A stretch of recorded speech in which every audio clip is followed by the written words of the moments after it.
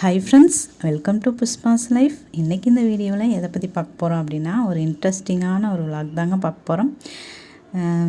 எதுவுமே நிச்சயமில்லாத இந்த வாழ்க்கையில் நாம் செய்கிற நல்ல செயல்கள் மட்டும்தான் நிரந்தரம் அப்படிங்கிறத பற்றி தாங்க பார்க்க போகிறோம். இன்றைக்கி பார்த்தீங்க அப்படின்னா டியூஸ்டே ஒரு 4:20 அப்படிங்கும்போது தாங்க எழுந்திரிச்சேன். அதனால் எக்ஸசைஸ் எல்லாம் எதுவும் செய்யலை. இன்றைக்கி கொஞ்சம் தைரியம் வந்தது. அதனால் வெளியிலையும் வாசல்லாம் தெளித்து கோலமெல்லாம் போட்டு விட்டு நம்மளோட பூஜை வேலைகளை ஸ்டார்ட் பண்ணிட்டேங்க. இன்றைக்கி நான் ஏன் இதை பற்றி பேசுகிறேன் அப்படின்னா, நம்ம பிறந்ததும் நமக்கு தெரியாது, நம்ம எப்போ இறக்க போகிறோம் அப்படிங்கிறதும் நமக்கு தெரியாது. அப்படி நிச்சயமே இல்லாத இந்த வாழ்க்கையில் நம்ம வாழ்க்கை எதை நோக்கி பயணமாக போகுதுன்னு வடிவேல் சார் சொல்கிற மாதிரி ஓடிட்டே இருக்கிறோங்க. திரும்பி கூட பார்க்காம நம்ம இலக்கை தாண்டியே ஓடிட்டுருக்குறோம் அப்படின்னு கூட சொல்லலாம். அப்படி ஓடிட்டே இருக்கும்போது தான் எனக்கு இப்போ ஒரு யோசனை வந்தது. எதுக்காக நம்ம இப்படியெல்லாம் செஞ்சிட்ருக்குறோம் அப்படிங்கும்போது தான் சரி இதை பற்றியே பேசிடலாம் அப்படிங்கிறதுக்காகத்தாங்க இந்த பதிவு. ஒருத்தரோட தேவை அப்படிங்கிறது உணவு, உடை, இருப்பிடம். நம்ம குடும்பத்துக்காக அப்படிங்கிறதும் அதுதான். அதையும் தாண்டி நம்மளோட குடும்பமும் சரி, நம்மளும் சரி ஹாப்பியாகவும் நிம்மதியாகவும் இருக்கணும் அப்படின்னா இப்போ நம்ம இந்த நிகழ்காலத்தில் நம்ம ஒரு சில விஷயங்களை செஞ்சே ஆகணுங்க. அப்போ தான் நம்மளுடைய எதிர்காலம் அப்படிங்கிறது ஒன்று அழகாகவும் அமைதியாகவும் இருக்குங்க. அதுக்காகத்தான் இன்றைக்கி நான் இதை பற்றி பேசுகிறேன். என்னம்மா திடீர்னு தத்துவமெல்லாம் பேச ஆரம்பிச்சிட்டியே அப்படின்னு நினைக்காதீங்க. எனக்கு உண்மைன்னு தோணுன விஷயங்களை தான் உங்கள் கூட நான் ஷேர் பண்ணிக்கிறேன். அப்படி நம்ம என்ன செய்யணும் அப்படின்னு பார்த்தீங்க அப்படின்னா, ஒரு சொத்து சேர்க்குறதோ இல்லை பணம் சேர்க்குறதோ இல்லை அது எதுவாக ஒரு புகழை சேர்க்குறதோ அது எதுவுமே நிரந்தரம் கிடையாதுங்க.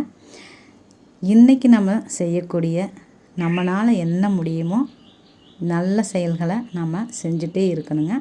அது அதிகாலை நேரமே எந்திரிக்கிறதுலேருந்து ஸ்டார்ட் பண்ணி நம்மளோட பூஜை வேலைகளாக இருக்கலாம், நமக்காக நம்ம செய்யக்கூடிய நம்மளோட நிம்மதிக்காக நம்ம செய்யக்கூடிய ஒரு தியானம் எக்ஸசைஸாக இருக்கலாம், மற்றவங்களுக்கு மனமாற உதவி செய்கிறதாக இருக்கலாம், மற்றவங்களோட நலனுக்காக மனமாற ஒரு பிரார்த்தனை செய்கிறதாக இருக்கலாம்.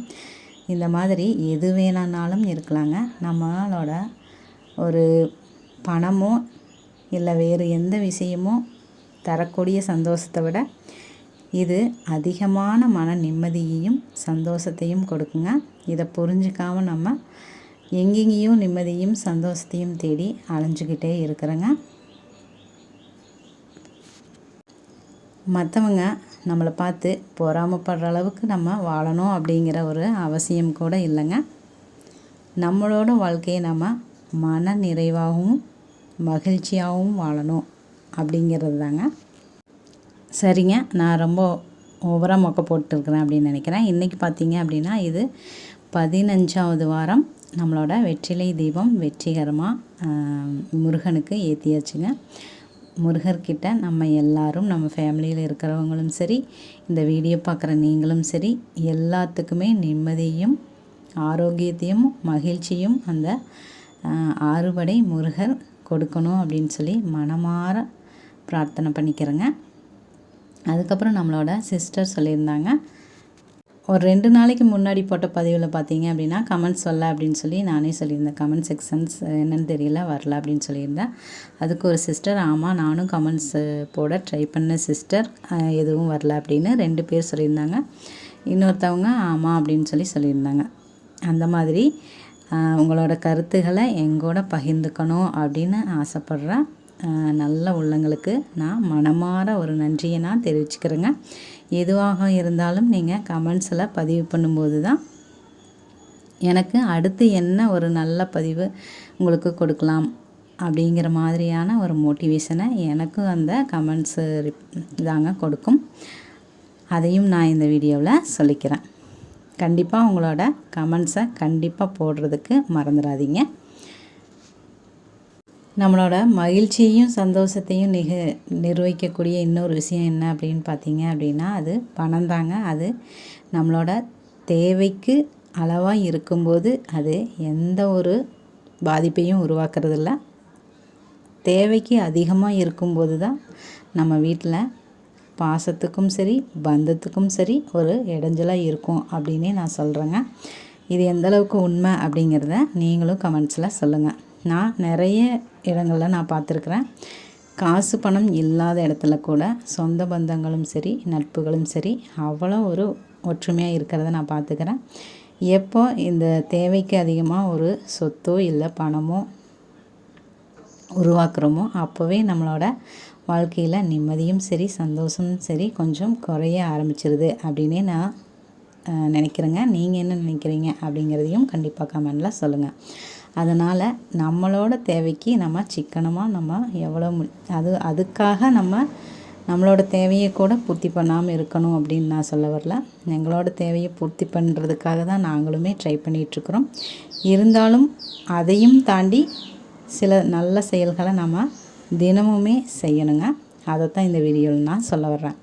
அதுக்கப்புறம் பார்த்திங்கன்னா பூஜையெல்லாம் முடிச்சுட்டு கொஞ்சம் டைம் இருந்த மாதிரியும் இருந்தது. அதுவும் இல்லாமல் எக்ஸசைஸ் செஞ்சோம் அப்படின்னா தான் உடம்புக்கும் மனசுக்கும் அவ்வளோ ஒரு ஹாப்பியாக இருக்குது. அப்படிங்கிறதுனால எப்போவுமே இந்த ஒவ்வொரு எக்ஸசைஸுமே 20 வாட்டி செய்வேன். இன்றைக்கி பார்த்திங்க அப்படின்னா ஒரு 10 வாட்டி மட்டும் செஞ்சுட்டு என்னோடய எக்ஸசைஸை முடிச்சிட்டேங்க. அப்படி செய்யும்போது உடம்புக்கும் மனசுக்கும் அவ்வளோ ஒரு நல்லா இருக்குது.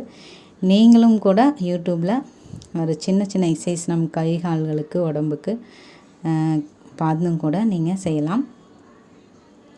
நீங்கள் கேட்டிங்க அப்படின்னா நான் என் பையனை செஞ்சு கூட காட்ட சொல்கிறேன். நான் என்னென்ன எக்ஸசைஸ் செய்கிறேன் அப்படிங்கிறத நீங்கள் தெரிஞ்சுக்கணும் அப்படின்னு ஆசைப்பட்டீங்கன்னா கமெண்ட்ஸில் சொல்லுங்கள்.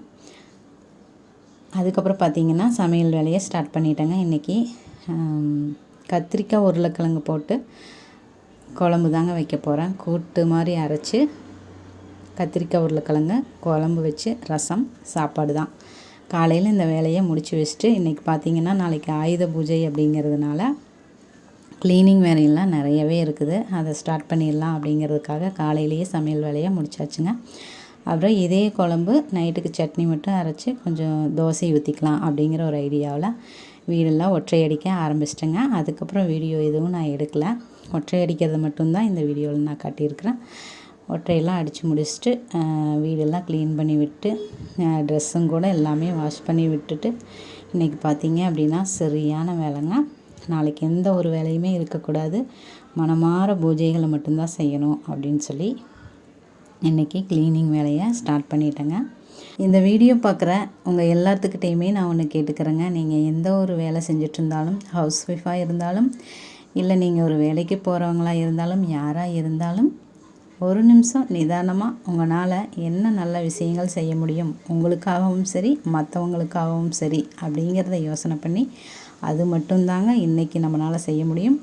இப்போ நம்ம செய்கிற நல்ல விஷயங்கள் மட்டும்தாங்க அது நம்முடைய எதிர்காலத்தையும் நிர்ணயிக்குது அப்படிங்கிற ஒரு விஷயத்தை புரிஞ்சுக்கணும். அப்படிங்கிறதுக்காகத்தாங்க இந்த பதிவு. கண்டிப்பாக இந்த பதிவு உங்களுக்கு ஒரு பாசிட்டிவ் வைப்ஸை கொடுத்துருக்கோம் அப்படின்னு நான் நம்புகிறேன். மீண்டும் ஒரு நல்ல பயனுள்ள பதிவுடன் உங்களை நான் சந்திக்கிறேன். அதுவரை உங்களிடமிருந்து விடைபெறுவது நான் உங்கள் அன்புள்ள தோழி புஷ்பா. எல்லோருக்கும் நல்லதே நடக்கட்டும். வாழ்க வளமுடன். தேங்க்யூ.